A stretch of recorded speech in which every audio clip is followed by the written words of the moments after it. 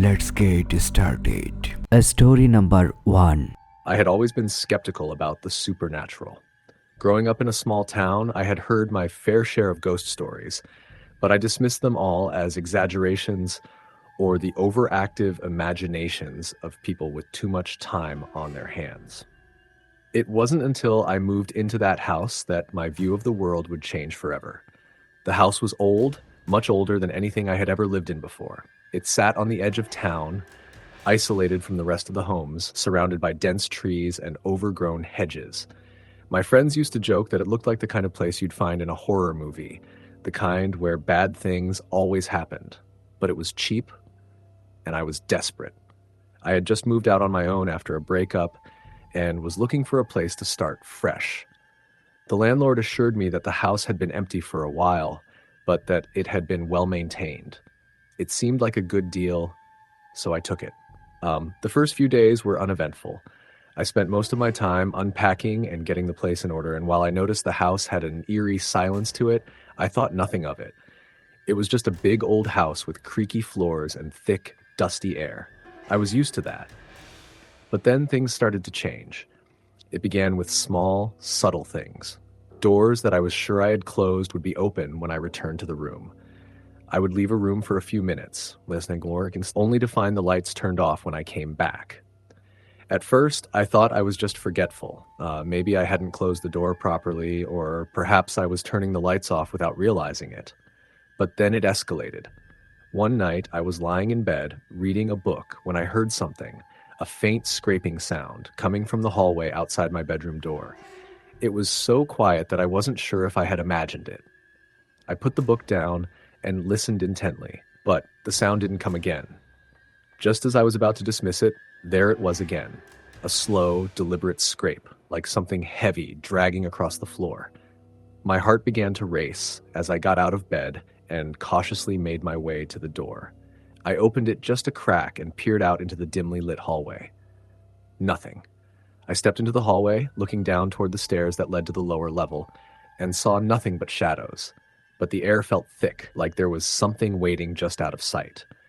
I shook my head, telling myself it was just the house settling, but I couldn't shake the feeling that I wasn't alone.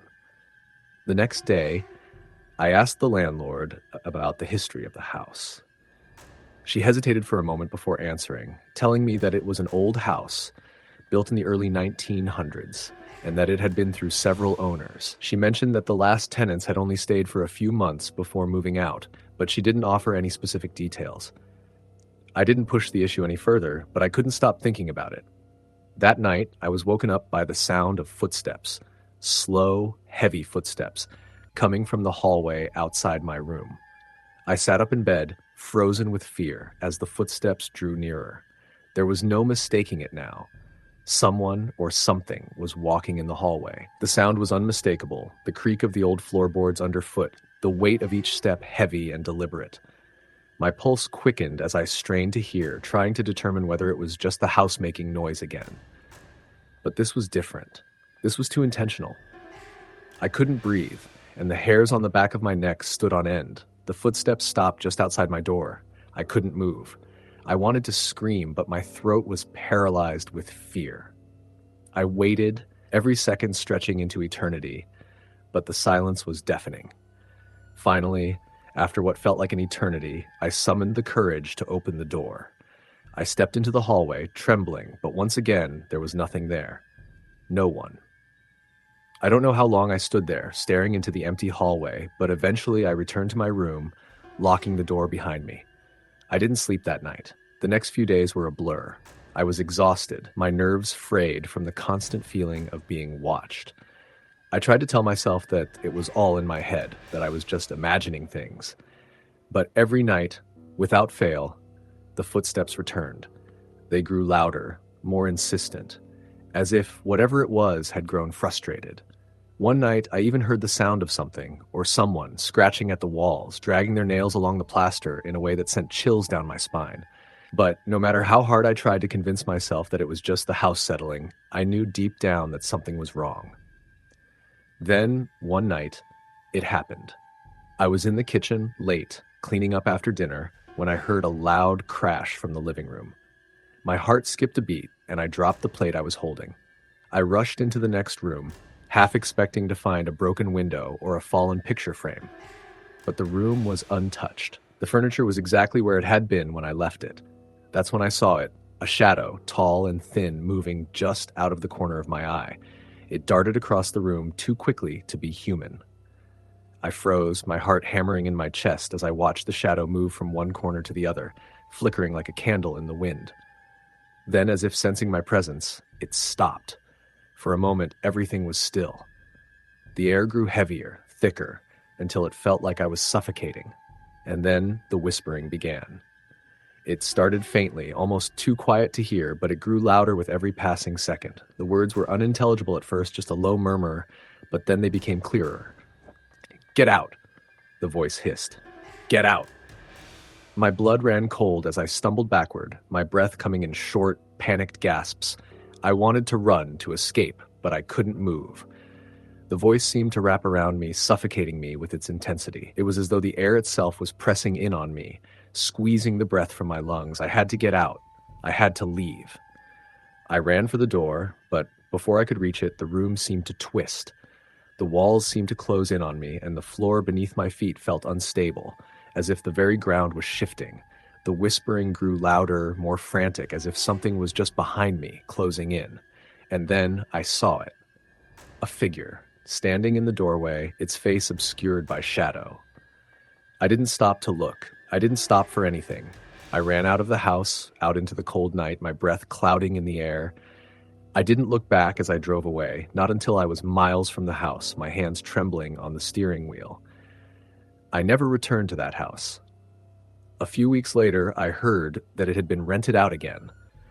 The landlord hadn't said anything about the strange occurrences, but I knew that whoever had moved in would face the same horrors I had. I couldn't explain what had happened, nor could I bring myself to even try. But I knew one thing for certain. There was something in that house, something that had been waiting for me. And it wouldn't stop until it had what it wanted. Story the end. Story number 2. I had never believed in ghosts. I grew up in a small town where the local legends were nothing more than folklore passed down by older generations. The stories of haunted houses, restless spirits, and strange happenings always seemed to be the kind of thing you only heard about in movies or heard from people who were easily scared. I was different. I was grounded in reality, preferring logical explanations for everything that happened around me. That all changed when I moved into the house on Cedar Lane. It was an old, 2-story home at the edge of town, tucked between the woods and a small creek. I had been searching for a quiet place to live after a messy breakup, and when I found the listing for the house, it seemed like the perfect fit. It was cheap for the area, and the owner, Mrs. Darby, was a sweet, older woman who had been trying to sell the place for months. She mentioned that her late husband had built the house, and after he passed away, she just couldn't bear to live there alone anymore. The house needed some repairs, sure, but I didn't mind. I was looking for a place that would allow me to start fresh, and this one seemed like the perfect opportunity. The first few weeks were uneventful. The house was full of character, with creaky floors, wooden beams, and the smell of old oak. It was charming in a way, though I noticed right away that it had an eerie silence. The air felt thick, heavy, as if the house was waiting for something to happen. I tried to ignore it, telling myself it was just the isolation of living in a rural area. One evening, shortly after I had moved in, I was sitting in the living room, reading a book. The sun had just set, and the house was bathed in the soft glow of lamplight. It was a quiet night, the kind where you can hear every creak and groan of the house as it settled. I was enjoying the peace when I suddenly heard something, a soft, dragging noise coming from upstairs. I paused, my heart skipping a beat. The house was old, yes, but there shouldn't have been any reason for a dragging noise. I was sure I was alone. There were no animals in the house, and I hadn't heard any unusual sounds before. I tried to shake it off, blaming it on the house settling, but the noise came again. This time it was louder, more distinct. I stood up, my pulse quickening. I told myself I was being paranoid, that there was a logical explanation, but deep down, I felt the hairs on the back of my neck stand up. I walked slowly to the stairs. the sound of the dragging growing clearer with each step. When I reached the bottom of the staircase, I froze. The noise was coming from the hallway at the top of the stairs. I stared at the darkened landing, but there was no movement, no sign of anyone up there. "Hello?" I called out, my voice shaky. "Is anyone here?" Silence. I waited a moment, then slowly climbed the stairs. My heart pounded in my chest as I reached the top and turned toward the hallway. The house was still. There were no signs of movement, no creaks or groans, just the silence of an old home at night. I checked each room, starting with the guest bedroom at the end of the hall. Nothing. The rooms were empty, save for the dust and forgotten furniture left behind by Mrs. Darby. I felt foolish, but the unease lingered. I couldn't shake the feeling that something was off about the house. The days that followed were uneventful, but the strange noise stayed with me. I would hear it late at night, or when I was alone in the house. It was always the same, a faint dragging sound, as though something was being pulled across the floor upstairs. I started to question my sanity, but it felt too real to ignore. One night, I decided to stay awake and listen. I sat in the living room, the lights off, trying to focus on any sounds. After an hour of silence, I heard it, the dragging sound, faint but unmistakable. I grabbed a flashlight and rushed upstairs, my heart in my throat. I was determined to find out what was causing the noise. As I reached the top of the stairs, the air felt colder, denser. The silence was overwhelming. I walked down the hallway, the light from my flashlight flickering in the darkness. When I reached the guest bedroom, the door was slightly ajar. I pushed it open, my breath caught in my chest. The room was empty. Nothing out of place. I was about to turn and leave when I noticed something strange. The floorboards near the closet were warped, as if something heavy had been dragged across the room. I knelt down, running my hand along the edges of the boards. There was a strange, sticky residue. I didn't know what it was, but it felt wrong. That night I couldn't sleep. I kept hearing the noise, the dragging, but now it seemed to be closer. It was as if whatever was making the sound was moving through the walls, getting closer to me. I sat up in bed, staring into the darkness, waiting for the next sound to come. But it didn't. The next day, I called Mrs. Darby. I didn't want to sound paranoid, but I had to know if she had ever experienced anything strange in the house. She hesitated when I asked her, as though she was unsure whether to tell me. Finally, she spoke in a soft, almost whispering tone. "You've heard the noises, haven't you?" she asked. I nodded, even though I knew she couldn't see me. "Yes," I replied. "What is it? What's causing it?" She sighed deeply. "It's the house, dear. It's been like this for years. My husband always said it was the ghost of a woman who used to live here. She was not a good person. He believed she had died in the house." "Who was she?" Mrs. Darby's voice grew softer, more distant. "Her name was Margaret. She was a neighbor of mine, someone I knew long ago. She was a troubled soul. She'd been through a lot in her life. I think she died here, though no one ever found her body." I felt a chill crawl up my spine. "So the house is haunted?" Mrs. Darby didn't respond right away. When she spoke, it was in a quiet, resigned tone. "Some people say the house is cursed. They say Margaret's spirit still lingers here, dragging herself across the floors at night, searching for something or someone. But I don't know for sure. No one does." I hung up the phone, my hands trembling. Margaret. The name had a weight to it, as though it held some kind of power. I couldn't stop thinking about her, about the woman who had died in the house, whose restless spirit had apparently never left. Over the next few days, I tried to ignore the feeling of unease that had settled in my chest. But I couldn't. It was as though the house had taken hold of me, its presence suffocating, oppressive. The dragging noise became more frequent, and sometimes I would hear something else, a low, guttural voice whispering from the darkness. I couldn't make out the words, but it sounded like someone was calling my name. I decided to confront it. I needed answers. I couldn't keep living like this, constantly looking over my shoulder, jumping at every noise. That night, I stayed up late, determined to catch whatever was making the noise. As the clock struck midnight, I heard it again, the dragging sound, louder this time, as though it was coming directly from the hallway outside my door.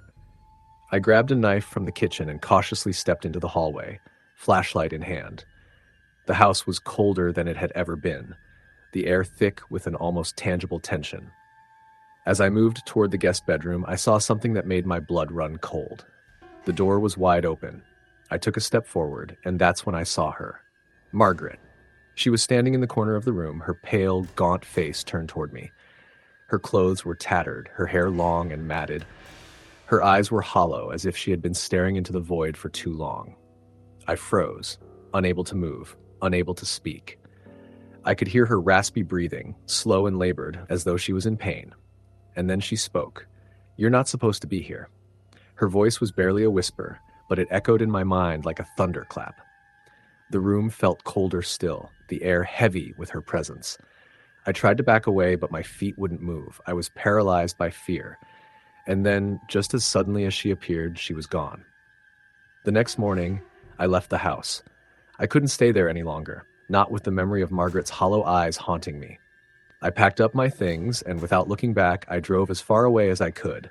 To this day, I don't know what really happened in that house or if it was truly haunted.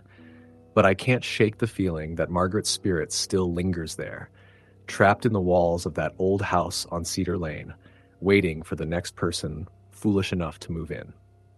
Story the end. Story number 3. The night air was thick and cool as Clara made her way down the narrow, cobbled street, the rhythmic sound of her footsteps the only noise in the otherwise quiet town. It was a sleepy place, tucked away in the countryside where everyone knew each other's name, and the pace of life was slow. But for Clara, a young woman in her early 30s, there was always something unsettling about it. She had moved into a small 2-story house on the edge of town a few months ago, hoping to escape the bustle of city life. The house, an old Victorian-style building, stood in stark contrast to the more modern homes in the area. With its peeling paint, creaky windows, and overgrown garden, it seemed to have a life of its own, a presence that was difficult to ignore. Clara had found the house on a whim after a few weeks of searching for something affordable in the area. The price had been surprisingly low for a place so large, and the landlord, an elderly man with a weathered face, had been eager to rent it out. He hadn't given her much detail about the property, only that it had been in his family for generations. But Clara, eager for a change, didn't ask many questions. She was desperate to move out of her cramped apartment and into a home of her own, and this place seemed perfect despite its eerie atmosphere. At first, everything seemed normal. Clara settled in quickly, unpacking her things, hanging pictures on the walls, and arranging the furniture. The house felt cold at night, but that was to be expected in an older home. She assumed it was just the draft from the gaps in the windows. However, over time, strange things began to happen. It started with the little things. Objects being out of place, the sound of footsteps when no one was around, and an overwhelming sense of being watched. Clara would often hear whispers in the dead of night, soft voices that seemed to come from nowhere. She would wake up in the middle of the night, her heart racing, only to find the room empty, the silence suffocating.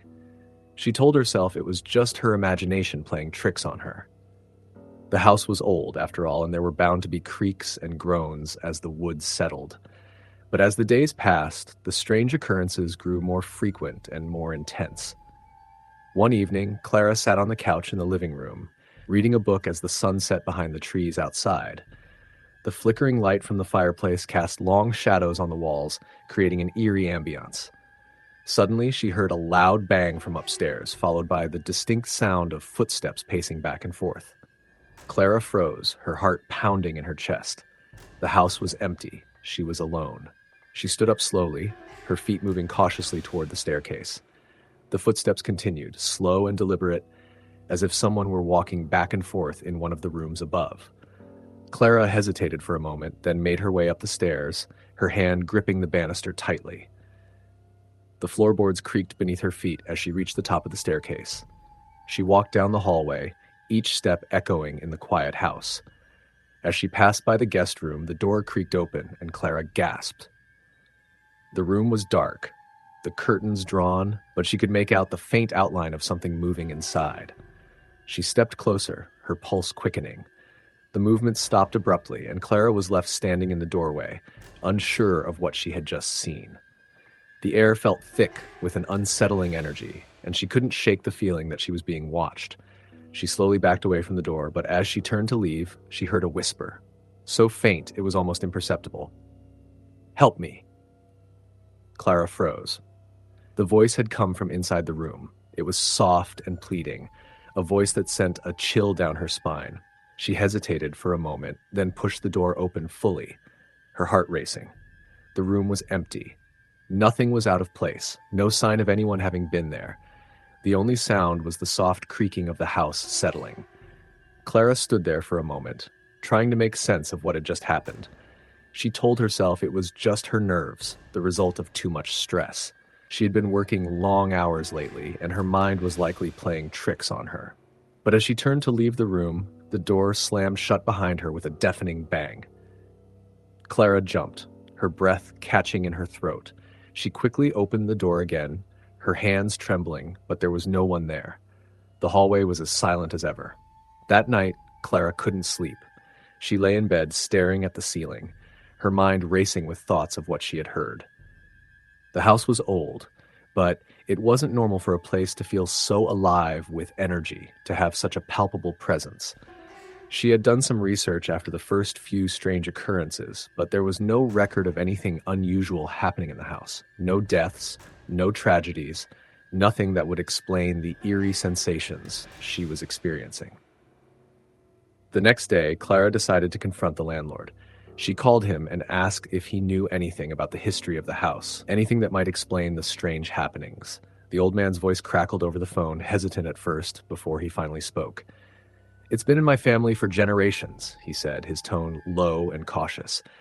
"But there's something you need to know. Something that's been kept quiet for a long time. There was a woman, my great-aunt Emily. She lived in that house for years, and, well, she disappeared. No one ever found out what happened to her." Clara's heart skipped a beat. Disappeared? "What do you mean?" the old man sighed. She was troubled. She had a strange fascination with the house. Some of the townsfolk said she'd been hearing voices, much like what you're describing, but one day she just vanished. No sign of her. No note, no trace. And after that, the house was never quite the same. Clara felt a shiver run down her spine. Do you think she's still here?" There was a long pause on the other end of the line. Finally, the landlord spoke, his voice barely a whisper. A whisper. "I don't know, but if you keep hearing things, if you feel like you're not alone, maybe it's best you leave. Some things are better left undisturbed." Clara's mind raced as she hung up the phone.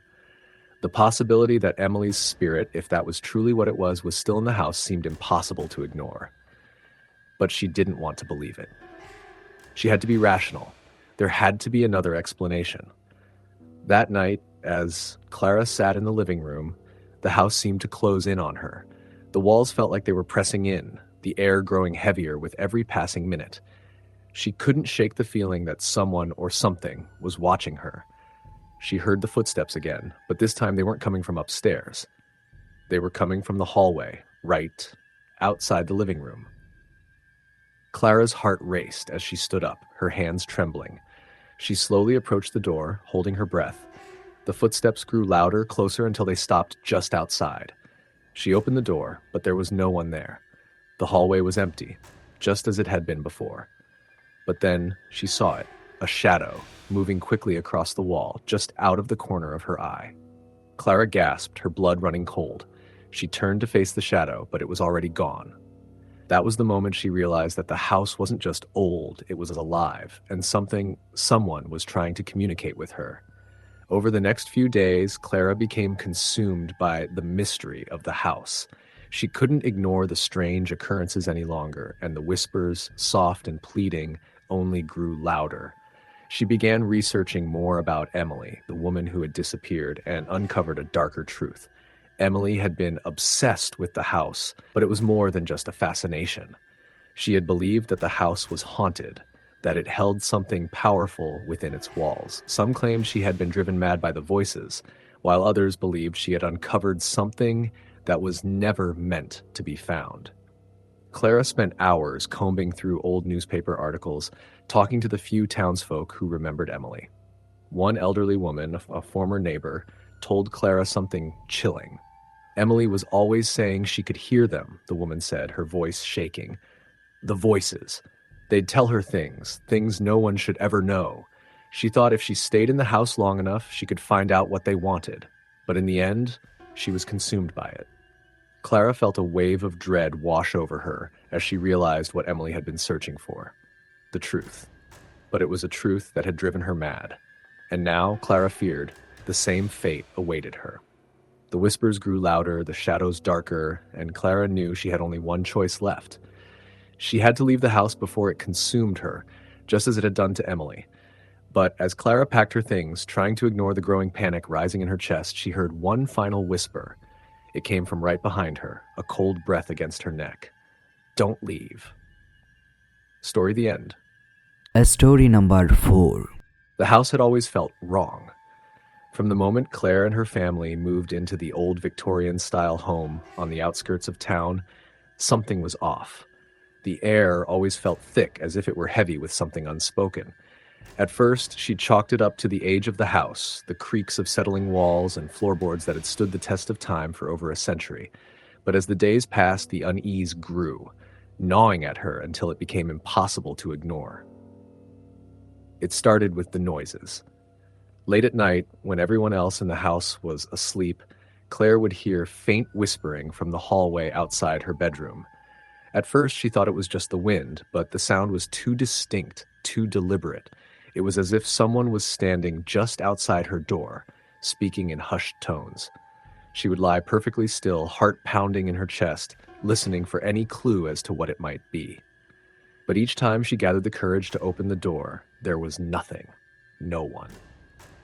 After a few weeks, the sounds escalated. The whispering turned to footsteps, slow and deliberate, pacing back and forth in the hallway, growing louder and more erratic as if something or someone was searching for something.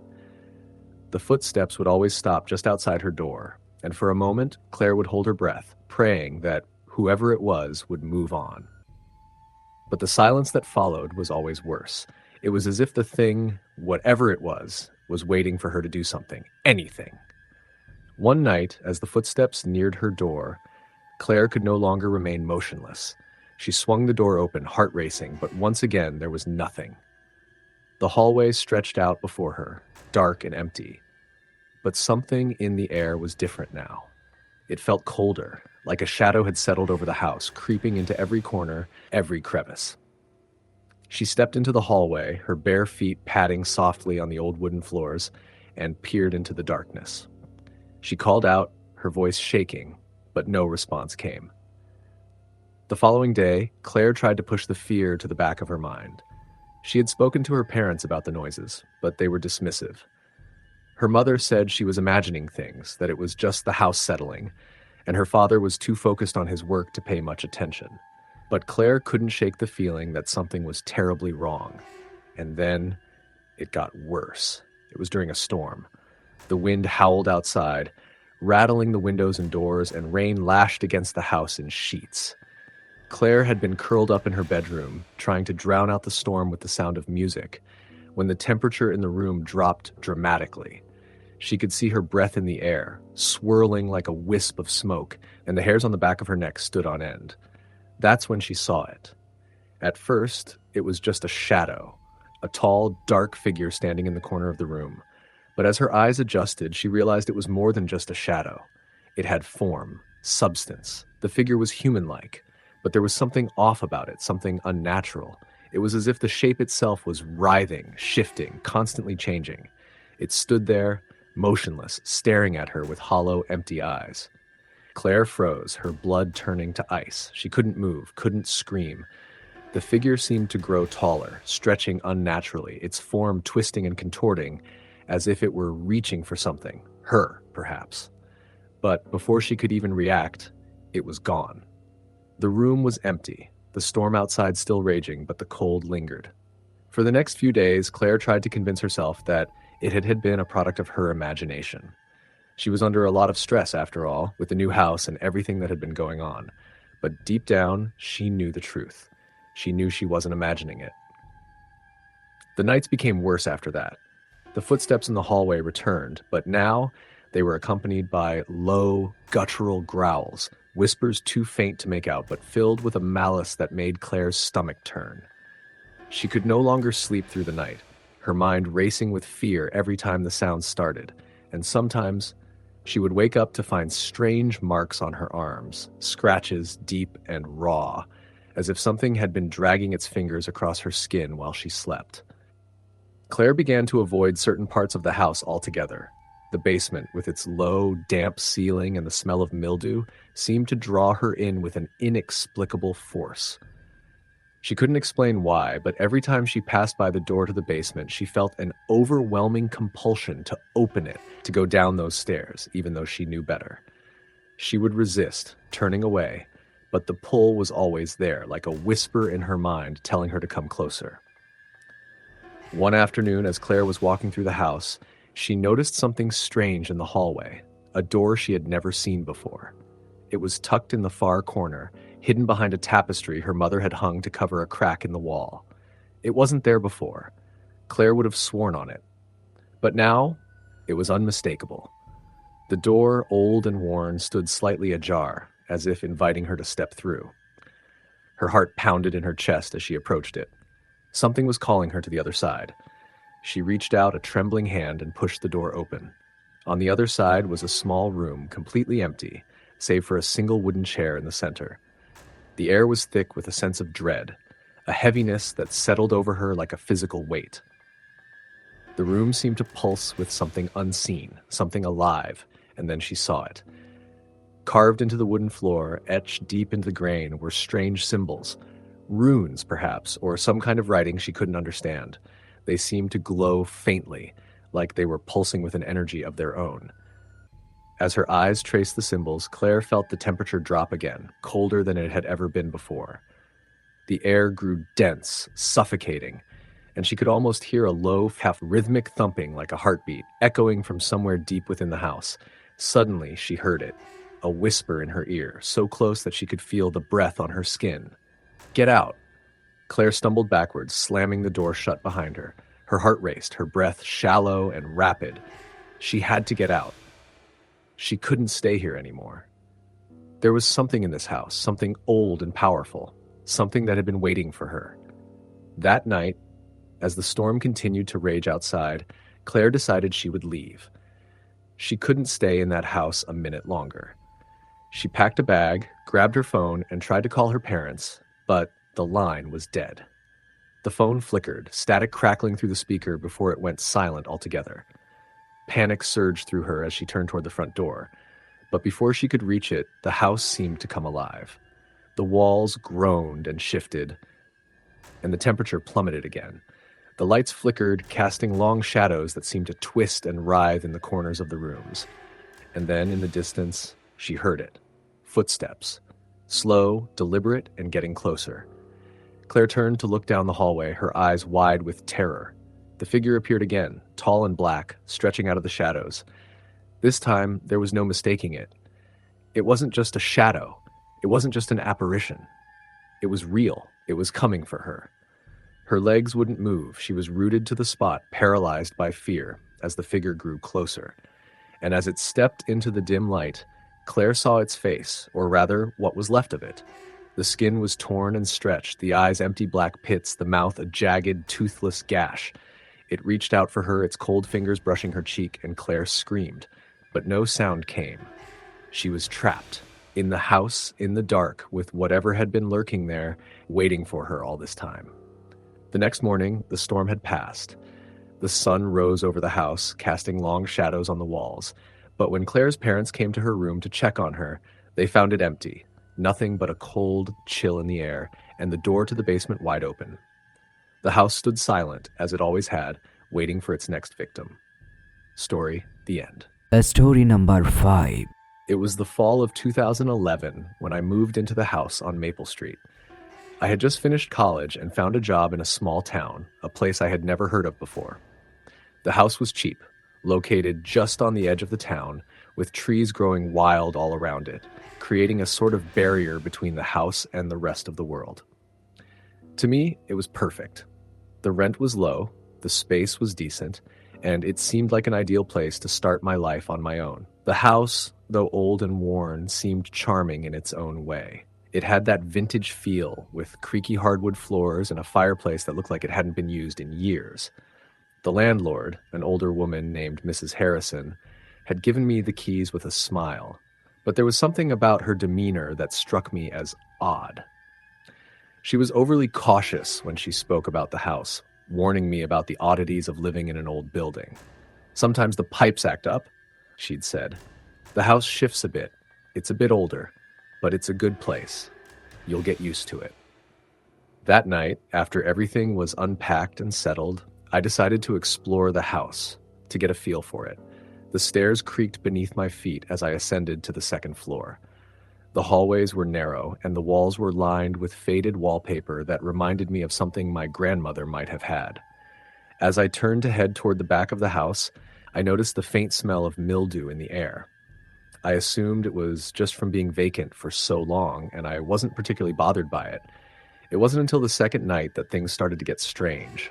I had been laying in bed, just trying to wind down after a long day. The house was quiet, the kind of silence that only comes with the absence of other people. But as I closed my eyes, I heard something. Footsteps. Slow and deliberate. They echoed in the hallway outside my bedroom door. At first, I thought it was just my imagination, but the sound continued, growing louder. Step, creak, step, creak. The pace was unnervingly slow. It was as if whoever or whatever was walking outside my room was trying to make sure I heard them. I lay still, my heart pounding. I didn't dare move, didn't dare even breathe too loudly. The footsteps stopped just outside my door. I was paralyzed with fear, too scared to open the door and check, but also too terrified to stay in the dark, silent room. The air seemed to grow thicker around me, and my skin prickled with the sensation of being watched. After what seemed like an eternity, the footsteps began again, this time retreating down the hallway. The sound grew fainter and fainter until it was gone entirely. I wasn't sure what to think. Maybe I was just imagining things. The house was old, after all, and the floorboards creaked from time to time. Maybe it was the wind. But something in my gut told me it wasn't. I tried to dismiss it as the product of an overactive imagination, but the thought of it lingered. The next day, I decided to call Mrs. Harrison, partly out of curiosity, partly because I wanted to see if she had any insight into the odd sounds. When I asked her about the house's history, she hesitated, and then simply said, "It's an old place. People have lived there, and sometimes things linger."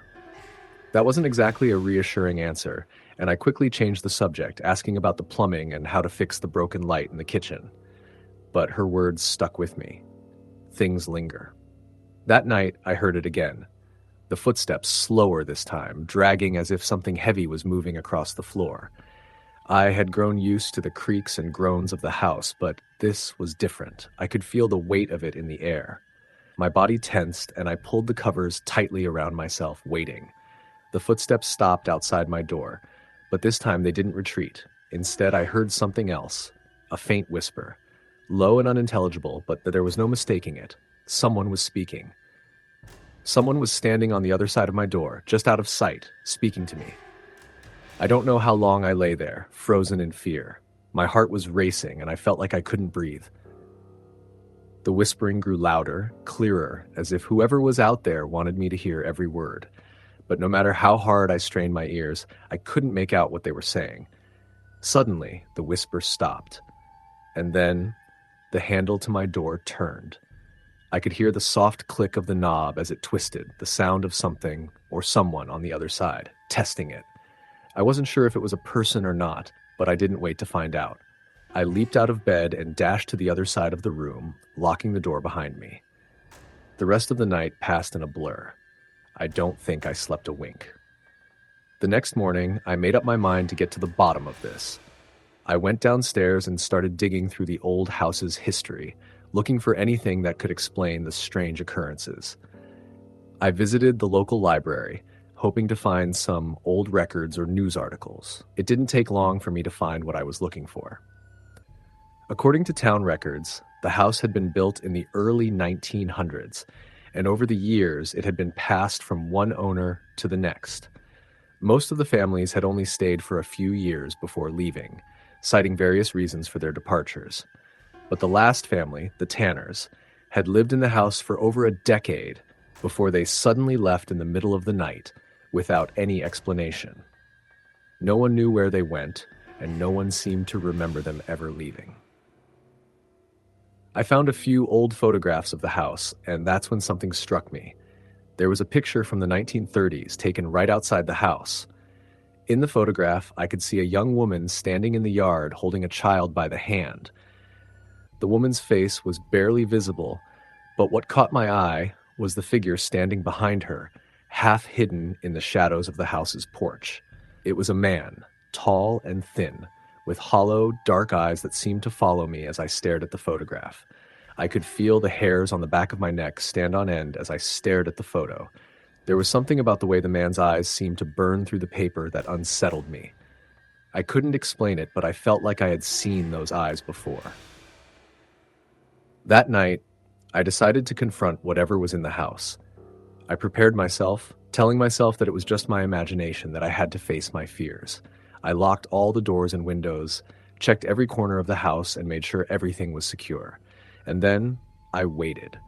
The house was eerily silent. The wind had picked up, howling through the trees outside, but inside there was only the soft creaking of the floorboards and the faint hum of the refrigerator.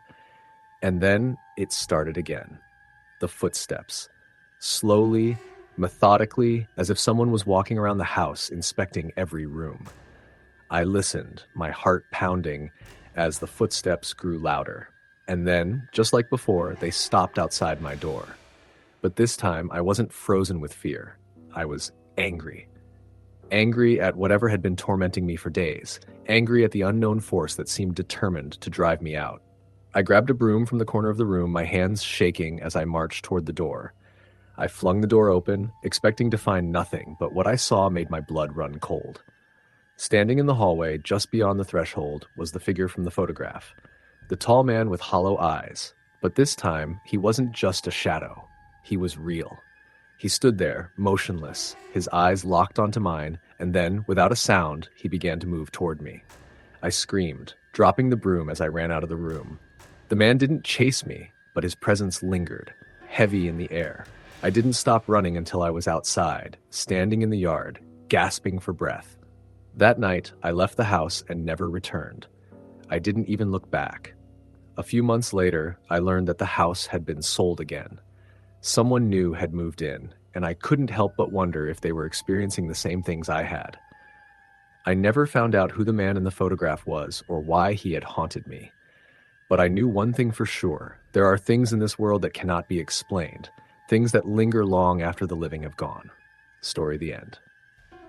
Story number 6. The house had always been old, but it wasn't the age of the house that made it unnerving. It was the silence, the kind of silence that settled into your bones, the type that felt oppressive, as though something was waiting for you to break it. Lydia had lived in the house for over a year now, and that silence had become her constant companion. She had moved to the town of Dunford on a whim, needing to escape the noise of the city and the pressures of her high-powered job. When she found the little cottage nestled on the edge of the woods, it seemed like the perfect place for a fresh start. The rent was low, the landlord was a quiet, elderly man who seemed eager to find someone willing to take care of the place, and the setting was idyllic. It wasn't long before Lydia signed the lease and began to settle in. At first, everything was fine. She spent her days getting to know the small town, exploring the surrounding woods, and getting comfortable in her new space. But the house, it was always just a little too still. She couldn't shake the feeling that she was being watched when she was alone. It wasn't anything she could put her finger on, just an unsettling sense that there was something or someone lurking just beyond her vision. The first strange incident occurred late one night when Lydia was reading in her living room. The fire in the fireplace crackled and popped, the soft sound of wind rustling through the trees outside, the only other noise in the house. She had just turned a page in her book when she heard the distinct sound of footsteps on the creaky wooden floor above her. It wasn't the kind of sound that you could easily ignore. The floorboards groaned with each step, a sound that reverberated through the entire house. Lydia paused, listening, her heart pounding. She was certain she was alone in the house. There were no visitors scheduled, and she hadn't heard any car doors slamming outside. Slowly she stood and made her way to the staircase, feeling the hairs on the back of her neck prickle.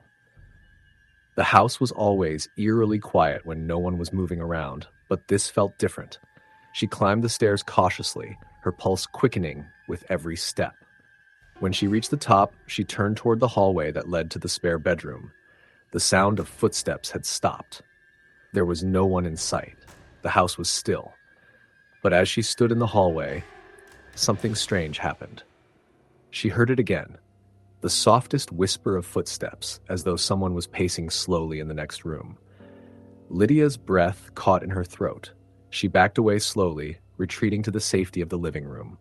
Her mind tried to rationalize what she had heard. Perhaps it was the house settling, perhaps some distant noise from the neighbors. But deep down, she knew it wasn't. The feeling of being watched lingered long after the footsteps had stopped. The next few weeks were marked by a series of similar occurrences. Strange noises in the night, the feeling of a cold presence in the house when she was alone, and inexplicable events that left her unsettled. One evening, after returning from work, Lydia had noticed that the light in the hallway had been turned on, even though she was certain she had left it off. She told herself it must have been a simple mistake. Maybe she had forgotten to turn it off the night before. But when the same thing happened again the following night, she started to question herself. One afternoon, when the sun was just beginning to dip below the horizon, Lydia decided to go for a walk through the woods behind the house. She found the solitude calming, the air crisp and fresh. But as she wandered deeper into the trees, she began to feel uneasy once more. It was the same sensation that she had experienced inside the house, the feeling of being watched. The hair on the back of her neck stood up, and she couldn't shake the sense that something or someone was trailing her through the woods. She hurried back to the house, but the unsettling feeling lingered. That night, as she sat in front of the fireplace, she noticed something new, a shadow in the corner of the room. It was faint, almost imperceptible, but it was there. Lydia stared at it for a long time, trying to convince herself it was just her eyes playing tricks on her. But the longer she looked, the more real the shadow became. It was as though someone was standing just beyond the light, their form barely visible in the flickering flames. Suddenly, the door to the living room creaked open. Lydia whipped around, her heart in her throat, but there was no one there. The door had opened on its own slowly, as though some invisible force had pushed it. She stood frozen for a moment, trying to process what had just happened. Then, without thinking, she rushed to the door and slammed it shut. The room was silent once more, the shadows returning to their familiar places. By now, Lydia had become accustomed to the strange events, but she was still terrified. She didn't know who to talk to. Everyone in the small town had always been so kind, so normal. But no one had ever mentioned anything unusual about the house. She had spoken to the landlord on a few occasions, and he had been nothing but pleasant. He had mentioned that the house had been in his family for generations, but he didn't seem to think there was anything special or eerie about it. It wasn't until one evening, when Lydia invited a friend over, that she started to get answers. Sarah was an old friend from the city who had driven up for a weekend visit. She was the first person Lydia had invited into the house in months. They sat in the living room, chatting over coffee, when Sarah mentioned how cold the room felt. Lydia had always assumed it was just the house being drafty, but now that Sarah had pointed it out, it seemed even colder than usual. Lydia shrugged it off, but Sarah's next comment made her stop in her tracks. "You know, there's something weird about this house. I don't know how to explain it, but it feels heavy, like there's something here." Lydia felt a chill run down her spine. "I've been feeling that, too," she admitted, her voice barely above a whisper. Sarah looked around the room, her eyes scanning the walls, the dark corners. "I don't know if it's just the way it's set up or if it's something else, but I can feel it. It's like something is watching you." Lydia's heart raced. "It's been happening to me for a while now. I hear things, footsteps, whispers." Before Sarah could respond, the light in the hallway flickered, casting long shadows across the room. The temperature dropped even further, and the two women looked at each other in silence. The door to the living room opened again. slowly. They both turned toward it, their eyes wide with fear. The door creaked on its hinges as though something had nudged it open from the other side. Lydia stood up, trembling. "That's it. I'm done." She grabbed Sarah's hand, pulling her toward the door. But before they could leave, the shadow in the corner of the room shifted. It moved, almost imperceptibly, and seemed to grow darker, as though it were reaching toward them. "Lydia, we need to get out of here," Sarah whispered, her voice trembling. But as they reached the door, it slammed shut in front of them. The air grew thick with an unseen force, and the room felt as though it were closing in on them. Lydia turned the handle, but it wouldn't budge. The shadow in the corner grew larger, more defined, until it took on the form of a figure, a tall, thin silhouette that seemed to float just above the ground. Lydia's breath caught in her throat. She had never seen anything like it. The figure moved toward them, slowly, its presence oppressive. The temperature dropped even further, and the whispers began again. This time they were louder, clearer, voices calling out from the darkness, murmuring unintelligible words. "Please, help me." Lydia's heart raced as she turned to Sarah. Her friend was frozen, her face pale, eyes wide with fear. Lydia tried the door again, her hands shaking, and finally it opened. They didn't hesitate. They ran out of the house into the cold night and didn't stop until they reached the car. They drove back to Sarah's apartment in the city, neither of them speaking a word. The silence between them was deafening. Lydia never returned to the house. She packed her things and moved out the following week. The landlord was understanding, but didn't ask questions when she told him she was leaving.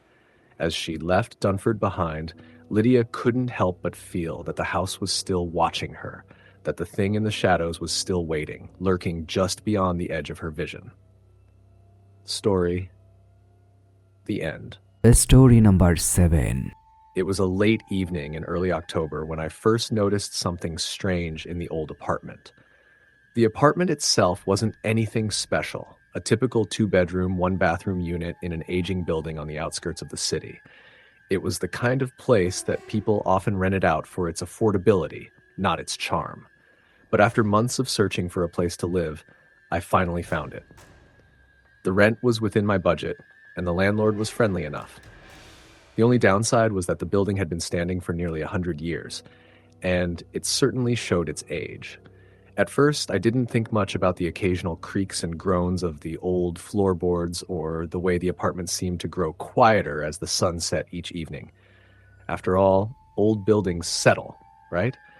But as the days passed, something began to feel off. Little things at first, like the way I'd come home to find the kitchen lights flickering even when the bulbs were brand new, or how objects that I knew I had left in one place would sometimes be found in a different spot. It didn't take long for me to start feeling uneasy. I chalked it up to stress and the pressures of adjusting to life on my own in a new city. After all, I had just gone through a difficult breakup, and a new place was supposed to help me move on, not make me more paranoid. But then things started to get worse. I'll never forget the first night I heard the noises. I had been lying in bed trying to get some sleep after a long day of work. The apartment was eerily quiet, the kind of silence that makes you aware of every little sound. As I lay there in the dark, I heard something. It was faint at first, like a tapping, slow, deliberate, almost rhythmic. It sounded like someone was tapping on the walls of the apartment, but there was no one else there. The noise would come in bursts, followed by a long stretch of silence, then more tapping.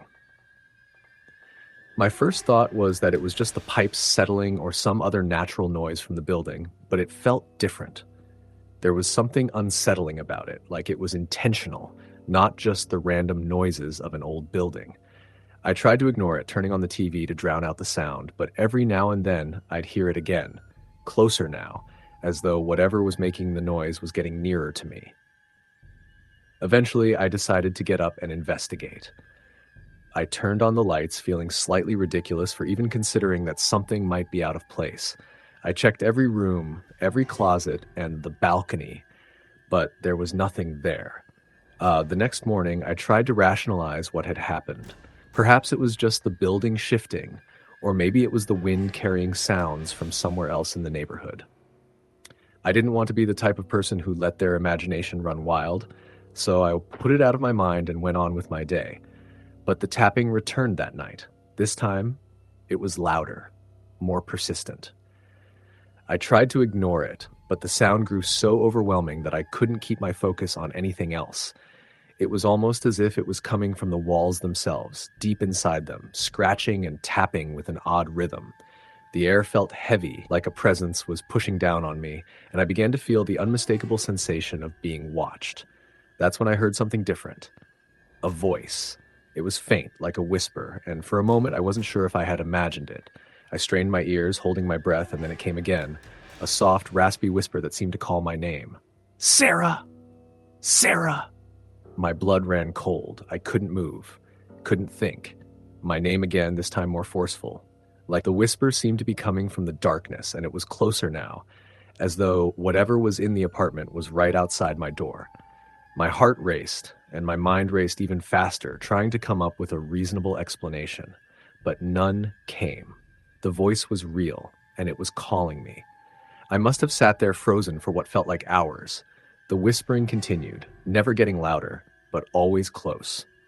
Eventually, I mustered the courage to get up and open the door. My heart was pounding in my chest as I slowly crept into the hallway, but there was nothing there. No one. But the silence that followed was somehow more oppressive than the whispers had been. I stood in the hallway for a while, staring down the dark, quiet corridor, trying to shake the feeling of dread that had settled over me. In the days that followed, the whispers didn't stop. It wasn't always the same, and sometimes it sounded like multiple voices murmuring all at once, that coming from different directions. And always it was my name, never anything else. I called the landlord and asked if anyone had ever experienced anything strange in the building, but she assured me that everything was fine. The building had a history, sure, but nothing out of the ordinary had ever happened. She said it was just old pipes and settling floors. But I wasn't so sure anymore. I began to do some research on the building's history, looking up old records and trying to find any mention of unusual occurrences. After a few days, I discovered that the apartment building had once been home to a family, a mother, father, and their young daughter. According to the records, the family had lived there for several years in the late 1800s. However, there was something odd in the records, a mention of the mother's tragic death. She had died in the apartment under mysterious circumstances, and there were rumors that she had been haunted by something or someone in the apartment before her death. It was unsettling, to say the least. I started to feel paranoid, unable to sleep, and constantly on edge. The tapping and whispering continued, growing louder and more insistent. It was as though whatever was in the apartment was getting stronger. I could feel it watching me at all hours of the day, and the oppressive feeling in the air only grew with each passing night. One evening, I decided to stay up late, hoping to catch whatever it was. I sat in the living room, my eyes fixed on the door, waiting for any movement. The apartment was silent, and I had almost convinced myself that it had all been in my head when I heard the tapping again. It came from the walls. Step by step, it was getting closer. The sound was unmistakable now, as though someone was moving inside the walls, approaching me. The air was thick with tension, and I could feel my chest tightening. The voice came again. Sarah? This time, the voice was right behind me. My body went cold, and I couldn't bring myself to turn around. I stayed frozen in place, waiting for whatever would happen next. The whispering stopped, but then I heard it. The sound of footsteps, slow and heavy, coming toward me from the hallway. I couldn't move. My body was paralyzed with fear. The footsteps continued, getting closer and closer until they stopped right behind me. I felt a cold breath on the back of my neck, and then, in a voice that wasn't a whisper but a harsh, guttural growl, I heard it again. Sarah. I jumped up from my seat and bolted for the door, not even bothering to look back. I ran out of the apartment and into the night, not stopping until I reached the safety of a nearby friend's house. I didn't go back to the apartment that night or the next. I packed up all my belongings and left without a word. I don't know what it was that haunted that place, whether it was the restless spirit of the woman who had died there, or something older, something darker, but I never returned, and I never will. Story the end. Story number 8. It was late in the fall when I first moved into the old house on Oakwood Avenue. The house was a massive Victorian, one of the oldest in town, but it had a charm to it that I couldn't resist. The moment I saw it, with its towering spires and overgrown ivy wrapping around the stone facade, I knew it was the place I wanted to live. I had recently moved to the area to escape the hustle and bustle of the city, seeking some peace after a long, exhausting chapter of my life. The house had been vacant for a few years, but the price was right, and the landlord, an elderly man named Mr. Carter, seemed pleasant enough. When I first walked through the door, I could tell it needed some work. The wooden floors creaked underfoot, and the scent of aged wood and dust filled the air. The walls, though, were beautiful. High ceilings, crown molding, and stained glass windows that captured the sunlight in the most ethereal way. It was a fixer-upper, but I didn't mind. The first couple of days were uneventful. I spent my time unpacking, cleaning, and settling into my new home. The neighbors were friendly enough, offering smiles as I walked to and from the house, but most seemed to avoid getting too close as if they were afraid to intrude. I chalked it up to small-town politeness. On the third night, I began to notice something odd. I had just finished dinner and was sitting in the living room reading a book when I heard a sound from upstairs. At first, I thought it was just the house settling, a common occurrence in old buildings. But then it happened again, a slow, deliberate footstep, followed by another. I sat still, listening. It was faint, but it was there. Someone was walking upstairs. I felt a chill run down my spine. I told myself I was imagining things, that the house was just old and full of creaks and groans, but I couldn't shake the feeling of being watched. The air in the room felt heavier, thicker somehow, and I had a growing sense that I wasn't alone. I got up to check, telling myself that I was being paranoid, but when I reached the bottom of the stairs, I froze. There, at the top of the stairs, standing just at the edge of the dim light, was a figure. It wasn't clear, more like a shadow that shifted and swayed with the flickering of the lights. For a split second, it almost looked like someone was standing there, looking down at me. I blinked, and the figure was gone. I stood there, heart pounding in my chest, wondering if I was losing my mind. It had been a long day, and maybe my imagination was getting the better of me. I went back to the living room, trying to convince myself that it was just the house settling. The footsteps continued that night, the sound of heavy boots dragging across the floor above me. I would lie in bed, staring up at the ceiling, trying to ignore the feeling of something or someone moving around just above my head. It wasn't constant, but it was enough to keep me awake. The next morning, I decided to ask Mr. Carter about the house. I'd been told that he had lived there for many years before I moved in, and I thought maybe he could shed some light on the odd noises I had been hearing. When I brought it up to him, he simply smiled and said, "Oh, that's just the house. She's old, and sometimes she lets you know she's still here. Don't worry about it." His answer was so casual it unnerved me, but I didn't push him further. I figured that maybe it was just an old man's way of comforting the new tenant. That night, the footsteps returned. But this time it wasn't just footsteps. There was a sound, scratching, dragging along the floorboards, like something was being dragged across the wood. It was slow and agonizingly persistent, coming from the room just above my own. I got up, unable to ignore it any longer. I walked upstairs cautiously, not sure what I would find. The hallway was dim, the lights flickering on and off, as if the wiring couldn't quite keep up. When I reached the room where the noise had been coming from, I hesitated before opening the door. The room was empty. It was a small, dusty bedroom, its window covered by heavy curtains that blocked most of the light. The floorboards were old and creaky, but there was nothing out of place. Still, I couldn't shake the feeling that something was wrong. The air in the room felt thick, as though it had been shut up for far too long. I stood there for a moment, listening. The scratching had stopped, but the oppressive silence made my skin crawl. As I turned to leave, I heard it again. It was a whisper, low, soft, almost like a breath against my ear. I spun around, my heart racing. The room was empty, just as it had been before. But there was something about the way the whisper had sounded, like it had come from inside the walls. I quickly left the room, my pulse pounding in my ears. The days that followed were filled with more of the same. strange noises, whispers, and the overwhelming feeling that I wasn't alone. I would be sitting in the living room, trying to watch TV, when I would hear footsteps pacing back and forth above me.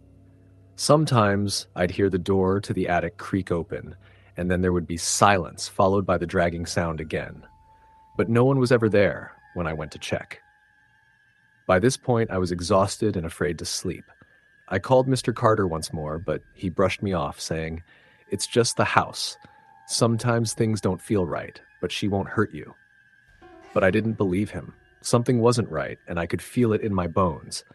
It wasn't long before I started seeing things. At first, it was just fleeting glimpses of movement out of the corner of my eye, shadows that seemed to shift unnaturally fast, figures that vanished when I turned to look. But it didn't stop there. One evening, I was sitting at the kitchen table eating dinner when I looked up and saw her.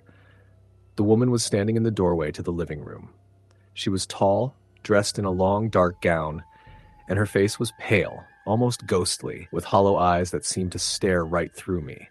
She stood there, unmoving, just watching me. I couldn't breathe. My mouth went dry, and for a moment I thought I might faint. But when I blinked, she was gone. I immediately rushed to the living room, but the room was empty. There was no sign of her, nothing to suggest that anyone had been there at all. My heart was pounding in my chest as I checked every room in the house, convinced that the woman would be somewhere watching me. But there was nothing, just silence. The woman began appearing more frequently. At first, she would be at the foot of the stairs, staring up at me, or in the doorway of the bathroom, her figure dark against the light. Sometimes I would hear her footsteps echoing in the hallway, but when I looked, she was always gone. I began to feel like I was losing my mind. I stopped sleeping, stopped eating, and started to question whether I was just imagining everything.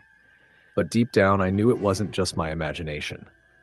Something was wrong with the house. One night, I couldn't take it anymore. I decided to leave. I packed a few things, grabbed my keys, and headed for the door. But as I reached the front porch, I turned back one last time. Something made me look up at the second-floor window, and there, standing in the dark, was the woman. She was looking at me, her face expressionless, her eyes filled with an emotion I couldn't place. For the briefest of moments, I thought she might say something, or move, or even reach out to me. But instead, she just stood there, watching. I turned and ran, not stopping until I reached the neighbor's house. I never went back to that place. I stayed with the neighbors for a few weeks until I found somewhere else to live. The landlord, Mr. Carter, never called to check on me or ask if I was okay. When I mentioned that I'd moved out, he just gave a little smile and said, "I thought you might." I never learned who the woman was or what had happened in that house, but I know one thing for sure. Some places, some houses, are better left alone. Story the end. Story number 9. I grew up in a small town nestled in the Appalachian Mountains, a place where everyone knew everyone else's business, and secrets were hard to keep. My family had lived there for generations, so when I was offered a job at the local historical society, I jumped at the chance. The town was steeped in history, from the old mill to the crumbling church at the edge of town, and I was eager to delve deeper into its past. The job at the historical society was more than I had expected. I was tasked with going through old records, letters, and photographs, things that had been untouched for decades. Most of it was fascinating, but there was one thing that began to unsettle me. Among the records, I found mention of a house on the outskirts of town, an old Victorian mansion that had been abandoned for over 50 years. It was said to be haunted. At first, I brushed it off. Ghost stories were a dime a dozen in small towns, and I was used to hearing people talk about the spooks of Oak Hollow. But the more I looked into the house, the more curious I became. According to the records, the house had belonged to a wealthy family, the Morgans. They had lived there in the late 1800s, but something had happened that caused them to leave abruptly. The last mention of the family was a cryptic note in one of the records. They left in the night, never to return. The house stands empty, but it is not abandoned. I decided I had to see the house for myself. The house stood at the end of a long, winding road that cut through dense woods. The trees were thick, their branches weaving together to block out most of the sunlight. As I drove down the road, the mansion came into view. It was even larger than I had imagined, with dark, peeling shutters and ivy crawling up the stone walls. The windows were shattered, and the once grand front porch had fallen into disrepair. Yet, despite the neglect, there was something undeniably imposing about the place. It loomed over the landscape, as if it was watching me. I parked my car at the edge of the driveway, my heart pounding in my chest. There was an eerie stillness in the air, and the closer I got to the house, the more I felt it. An overwhelming sense of dread that seemed to seep from the very walls. I tried to push the feeling aside. After all, I was a historian, not someone who believed in ghosts. But something about the place unsettled me. The front door was partially open, the hinges rusted and squeaking in protest as I pushed it all the way open. The interior was just as I had expected, dusty, dark, and abandoned. The air smelled of mold and decay. I stepped carefully inside, my footsteps echoing through the empty halls. The grand staircase rose before me, its banisters still intact, but the steps were covered in grime and debris. I ran my fingers along the railing, feeling the coolness of the wood beneath my touch. As I explored the house, I couldn't shake the feeling that I wasn't alone. It was subtle at first, a flicker of movement in the corner of my eye, a soft creak of the floorboards when I stopped walking. But then, as I reached the upstairs landing, I heard it. A faint sound, like a whisper, coming from one of the rooms. I froze, straining my ears to hear more clearly. It was hard to make out the words, but it sounded like a woman's voice, calling out in a language I didn't understand. I walked toward the room where the sound had come from, my heart racing in my chest. The door was slightly ajar, and as I pushed it open, I was hit with a blast of cold air. The room was small, with a single window that looked out over the woods. The walls were covered in faded wallpaper, and the floor was littered with broken furniture. But it was the mirror that caught my attention. It hung crookedly on the wall, its surface dark and streaked with years of dust. As I approached the mirror, I felt a strange pull, like something was drawing me closer. I couldn't explain it, but I found myself staring into the glass, searching for something. Anything. That's when I saw it. At first, it was just a shadow moving in the reflection. But as I looked closer, I realized it was a figure, pale, translucent, and standing just behind me. I spun around, but the room was empty. The hairs on the back of my neck stood on end as I turned back to the mirror. The figure was still there, standing just behind me, its face obscured by darkness. I stepped back, my breath quickening. I wasn't sure what I had seen, but I knew it hadn't been my imagination. There was something in that room, something watching me. I decided I had seen enough for the day and hurried out of the house, my pulse racing. That night, I couldn't sleep. Every time I closed my eyes, I saw the shadow in the mirror, and I could still hear the whispering, faint but persistent. I tried to tell myself it was just the wind or the creaking of the house, but deep down I knew something wasn't right. The next day, I returned to the Historical Society and began digging deeper into the history of the Morgan family. I found more unsettling details. The family had been wealthy, but they were also known for their eccentricities. Their house was rumored to be filled with strange artifacts and odd collections, and the townspeople often whispered about the dark energy that surrounded them. But it wasn't until I found the journal that things truly began to unravel. It belonged to Eleanor Morgan, the youngest daughter of the family. The entries started out innocently enough, with Eleanor writing about her daily life and the goings-on of the household. But as the entries progressed, they grew darker. She began to speak of strange dreams, of whispers in the night, and of a figure that haunted the house, a figure she described as the woman in the mirror. Eleanor's entries grew more frantic as she wrote about the increasing presence of the woman. She spoke of feeling watched, of hearing the whispering voices, and of strange occurrences in the house. One entry in particular stood out to me. She calls to me. She wants me to come with her, but I cannot, yet I feel drawn to her. I hear her every night. I fear that soon I will be lost to her. The last entry was dated a week before the family disappeared. Eleanor wrote that she had seen the woman clearly for the first time, that she had seen her face in the mirror. And then the journal ended. The Morgans had left the house in the dead of night, leaving everything behind. There was no sign of struggle, no indication of what had happened to them. They simply vanished. The house stood empty for years, but the rumors never stopped. Some claimed that the family had gone mad, others that they had been taken by the spirits that haunted the house. No one knew for sure, but the house remained empty and untouched. I couldn't let it go. I returned to the house that evening, determined to find answers. The air was thick with tension as I stepped through the door once again.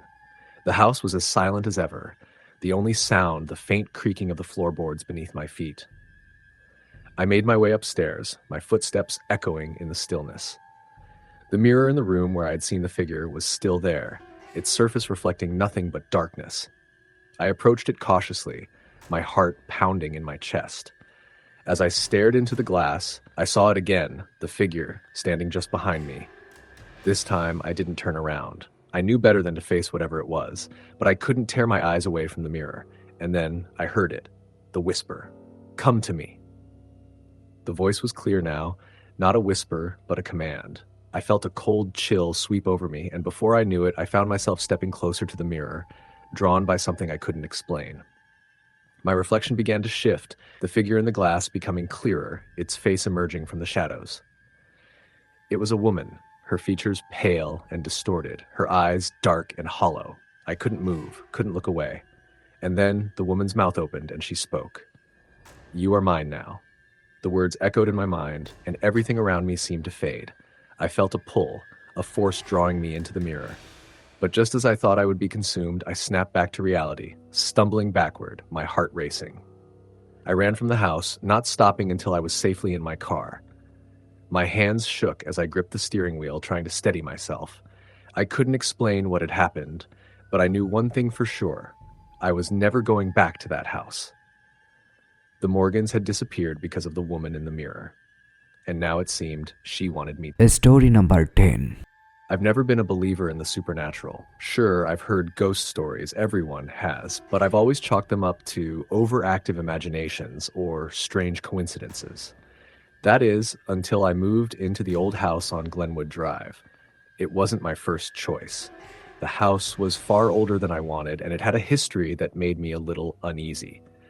But at the time, I was fresh out of college and needed a place to live. The rent was cheap, and the neighborhood wasn't terrible, so I signed the lease without thinking much about it. The house itself was a 2-story, colonial-style structure. It had an imposing front porch with columns and a large bay window that gave the house an air of sophistication. The inside, though, was a different story. The rooms were dark, the floors creaked with every step, and the wallpaper in most of the rooms was peeling, showing its age. But it was still a nice place, at least by my standards. I moved in during the fall, and the air always had that crisp, cold bite to it, even inside. It was the kind of weather that made you want to curl up with a good book and a cup of tea. So that's what I did for the first couple of nights. Unpacked, explored the house, and got comfortable. But after a few days, things started to feel off. Nothing major, but just enough to make me wonder. The first strange thing happened on the second night I spent in the house. I was reading in my bedroom when I heard what sounded like footsteps coming from the hallway outside. I got up and opened the door, but no one was there. I figured it was just the house settling. Old homes have a way of making strange noises, after all. But as the days went on, the noises continued, and they became more pronounced. It wasn't just footsteps anymore. I would hear doors creaking open and shut, whispers in the walls, even the sound of something dragging across the floor when no one was there. It wasn't that I was scared, not at first, but there was an unsettling feeling in the pit of my stomach, like I was being watched.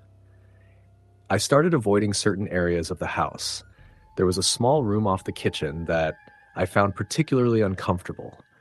It wasn't anything special, just a utility closet of sorts, but every time I passed by it, I felt a strange coldness emanating from within, as if something inside the room was beckoning me. But I avoided it. I was determined not to let my imagination get the best of me. I also began noticing things shifting around. Nothing too obvious, but enough to make me question whether I was forgetting where I'd placed things. I'd leave my keys on the kitchen counter only to find them moved to the dining room table the next morning. I'd leave a glass of water by my bed, and by the time I came back from the bathroom, it would be sitting in a completely different spot on the dresser. At first, I thought I was just being careless, but the frequency of these occurrences began to increase. One night, after returning home from a late shift at work, I walked through the front door and immediately felt that heavy weight in the air. The temperature had dropped several degrees, and the hairs on the back of my neck stood on end. As I stepped further into the hallway, I felt something brush against my arm, light, almost like a whisper of wind, but the air was completely still. I turned quickly, but there was nothing there. I convinced myself that I was just tired, maybe hallucinating a little. It had been a long day, after all. But the next evening, things took a much darker turn. I had been in bed for a while, just about to fall asleep, when I heard it. A voice, soft at first, like a distant whisper, but then it grew louder, more insistent. It sounded like it was coming from just outside my bedroom door, just beyond the threshold. I couldn't make out the words, but I could hear the tone. It was pleading, desperate even. I froze, my heart pounding in my chest. "Hello?" I called out, my voice trembling. But there was no answer, just the continued whispering. I jumped out of bed, turned on the light, and swung the door open. The hallway was empty. There was no one there. The next few days were a blur of unease. I couldn't shake the feeling that the house was changing. It wasn't just the noises or the occasional chill in the air. It was something more. It was the sense that something was watching me, following me from room to room. The whispers continued, and now I was hearing them even when I was alone in the house. It was a low, guttural sound, almost like a chant, but I couldn't make sense of the words. Sometimes when I would wake up in the middle of the night, I could hear it coming from somewhere below me, as though it was coming from the basement. One evening, I decided to confront it. I had to know what was going on. Armed with a flashlight and a determination to get answers, I made my way down to the basement. It was dark and cold, the air thick with the musty scent of old wood and dampness.